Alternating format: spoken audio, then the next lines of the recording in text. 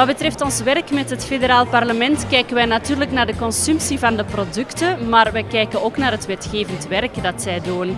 En daar hebben zij ook een grote rol te spelen, zeker als we kijken naar de wetgeving rond publieke aanbestedingen.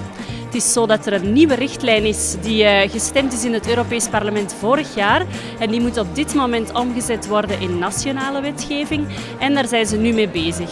Ik denk dat er is heel veel dat we zouden kunnen doen en ik denk dat op het moment dat een beetje te weinig gebeurt eigenlijk. En vanuit politiek, maar ook de bekendheid naar buitenuit. Le commerce équitable, la coopération, c'est un des éléments de l'appui au développement du secteur privé et c'est une priorité de la coopération belge du ministre de la coopération, la croissance inclusive et durable. Le commerce équitable est un des éléments de la croissance inclusive et durable. Vooral omdat we ook dan informatie krijgen van de mensen die er dagelijks mee bezig zijn. Zowel mensen van BTC als van NGO's en de mogelijkheid om met een aantal mensen om van gedachten te wisselen eigenlijk. Over Fairtrade in het algemeen en specifiek wat dat kan betekenen voor ons land, hoe wij daaraan kunnen deelnemen. On est en train de préparer la COP21, donc la grande conférence internationale pour le climat. Et dedans, il est important d'y mettre le commerce équitable, la production agricole familiale dans les pays du Sud, l'accès au marché dans leur pays, l'accès à la terre. C'est bon pour l'économie, c'est nécessaire pour l'économie, mais c'est nécessaire pour le climat et pour la protection des populations du Sud et du Nord. À titre privé, j'achète des produits équitables.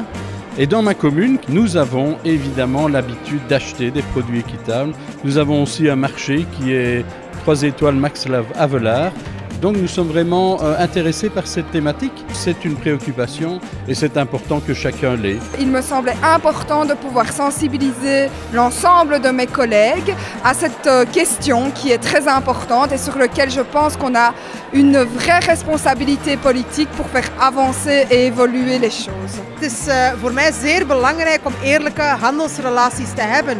Dus het protectionisme dat er toch nog is bij het Westen, waar die producten nog zeer zwaar invoerbelastingen moeten betalen, maar tegelijkertijd ook de grote druk van de grote producenten, de grote agro-industrieën op kleine boeren die dan niet meer rond kunnen komen, hun kinderen eigenlijk geen toekomst kunnen geven enzovoort. La Belgique a décidé de prendre un rôle de leader et on veut que la Belgique soit ambitieuse pour là aussi développer son plan d'action entreprise et droits de l'homme, c'est-à-dire en fait de vraiment être un pays moteur, un pays leader dans le développement de la responsabilité sociale des entreprises.